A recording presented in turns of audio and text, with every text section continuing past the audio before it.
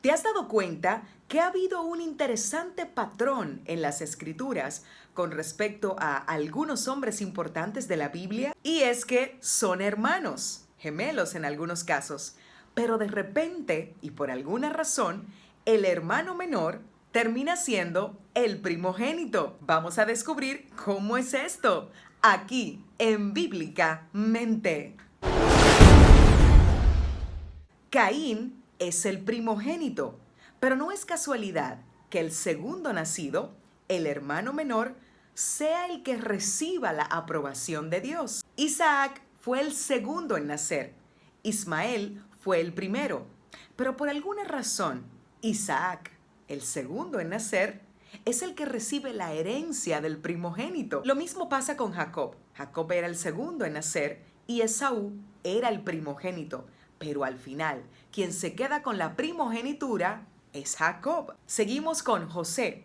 Jacob tiene dos esposas, Lea y Raquel. El primer hijo de Lea fue Rubén, el primogénito, y el primer hijo de Raquel es José, lo que convierte a José en el segundo nacido de Jacob. Ahora están los hijos de José, Efraín y Manasés. Manasés es el primogénito, pero la bendición principal increíblemente se la dan a Efraín. Ahora mira esta extraordinaria e impresionante cosa que sucede aquí. Israel es una nación que se dividió en dos casas de Israel. La casa de Judá y la casa de Efraín, que como tal son dos hermanos. La casa de Judá, que en su mayoría son los judíos del día de hoy, es el hijo mayor. Y la casa de Efraín, o pudiéramos decir las tribus perdidas hasta el día de hoy, son el hijo menor o el hermano menor. Y Dios mismo dice: Efraín es mi primogénito. Y por si fuera poco, en la parábola del hijo pródigo hay dos hermanos. El hermano mayor se queda en la casa siendo fiel. El hermano menor pide su herencia y se va.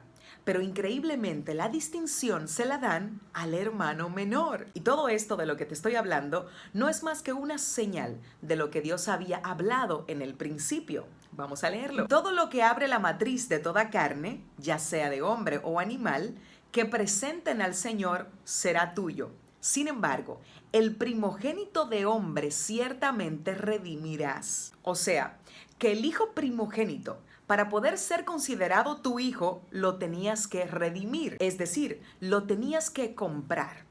Y esto va a tener mucho significado en unos segundos. Y es porque el segundo nacido está a cargo de la redención del primero. Y quiero que veas a dónde te quiero llevar con todo esto. Adán era un ser divino. Él nació de manera sobrenatural. O sea, él no nació de un vientre materno. Adán fue el primer hijo nacido de Dios. Lucas lo dice muy claro en la genealogía de Jesús. Adán, hijo de Dios. ¿Quién podía pagar por el pecado de Adán si él era una creación divina? Solo otro ser divino lo podía hacer.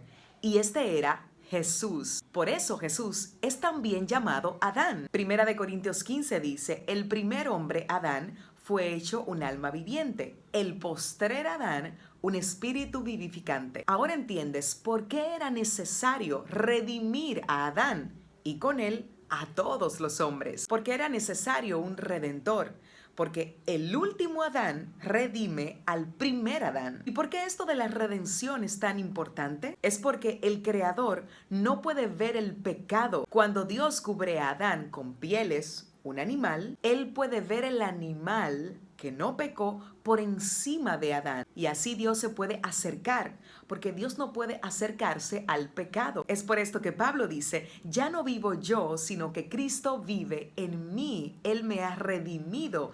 El postrer Adán, el segundo Adán, ha redimido al primero. Y ahora su sacrificio me cubre para hacerme apto para entrar al lugar santísimo. Por tanto, todo esto no es más que una sombra profética de que Jesús vendría como el segundo Adán para redimir al primero y con él a toda la humanidad.